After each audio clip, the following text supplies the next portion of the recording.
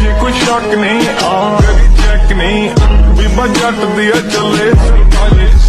ਲੱਗੇ ਜੈਕ ਨਹੀਂ